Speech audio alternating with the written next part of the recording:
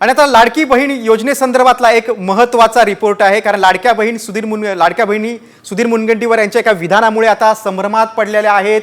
बघा काय म्हटलेले आपण मुनगंटीवार की लाडकी बहीण मानधनात पुढील भाऊबीजेला वाढ होईल असं मुनगंटीवार बोललेले आहेत। सुधीर मुनगंटीवार यांचं एका मुलाखतीत हे वक्तव्य 1500 वरून 2100 करण्यावर चर्चा करून निर्णय घेऊ असं मुनगंटीवार बोललेत। मुनगंटीवारांचं हे विधान आहे, मात्र त्यामुळे लाडक्या बहिणी आहेत त्या सगळ्या संभ्रमात पडलेल्या आहेत आणि याच विधानामुळे आता विरोधकांच्या हातात आयतं कोलीत मिळालंय।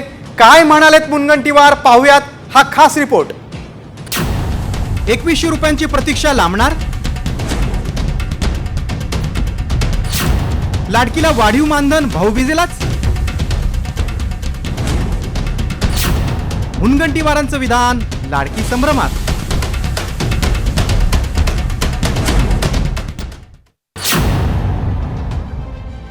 विधानसभा निवडणुकीत गेम चेंजर ठरलेल्या लाडकी बहीण योजनेच्या मानधन वाढीसाठी प्रतीक्षा करावी लागण्याची शक्यता आहे। एक्सप्रेस ग्रुपला दिलेल्या मुलाखतीत भाजपचे नेते सुधीर मुनगंटीवार यांनी याबाबत मोठं वक्तव्य केलंय। लाडकी बहीणच्या मानधनात पुढील भाऊबीजेला वाढ होईल असं संकेत मुनगंटीवार यांनी दिले।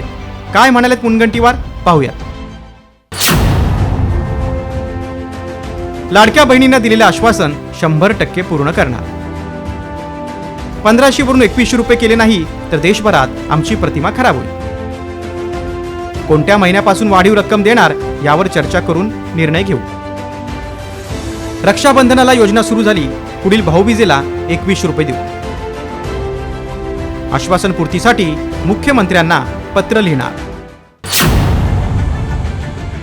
मुनगंटीवारांनी मुलाखतीत केलेल्या विधानामुळे विरोधकांच्या हातात आयतं कोलीत मिळाल्यानं जोरदार टीका झाली। या टीकेनंतर मुनगंटीवारांनी सारवासारव केली। लाडकी बहीण योजनेसाठी आम्ही 3000 रुपये दिले पाहिजे अशा प्रकारची आमची मागणी आहे। ज्या सरकारने ही घोषणा केली त्यांनी सुद्धा 2100 देण्याचं वचन दिलेलं आहे। निवडणूक संपल्या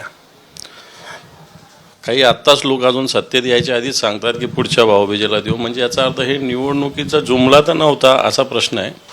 आमची मागणी राहील, लाडक्या बहिणीला 3000 रुपये दिले पाहिजे। सरकार ज्या दिवशी खुर्चीवर बसेल त्या दिवशीपासून 3000 रुपये दिले पाहिजे। म्हणजे हा निर्णय कॅबिनेटचा आहे। कॅबिनेट हा निर्णय घेईल की बजेटमध्ये पैसे वाढवायचे आणि ते पैसे कधीपासून द्यायचे, रक्षाबंधनाच्या दिवशी द्यायचे की 1 एप्रिलपासून द्यायचे, हा मंत्रिमंडळाचा निर्णय असतो। हा माझा निर्णय नाही आहे, हा मंत्रिमंडळाचा असतो। पण पुढच्या वर्षी 1001% पैसे दिले जाईल। मुनगंटीवारांच्या या विधानानं लाडकींमध्ये संभ्रम निर्माण झालाय। पुढच्या वर्षी म्हणजे नवीन वर्षाचं गिफ्ट म्हणून जानेवारीतच ही वाढ मिळणार की 2100 रुपयाच्या ओवाळणीसाठी भाऊबीजेपर्यंत वाट पाहावी लागणार, याकडे राज्यातील साऱ्या लाडकींचं लक्ष लागलंय। ब्युरो रिपोर्ट, साम टीव्ही।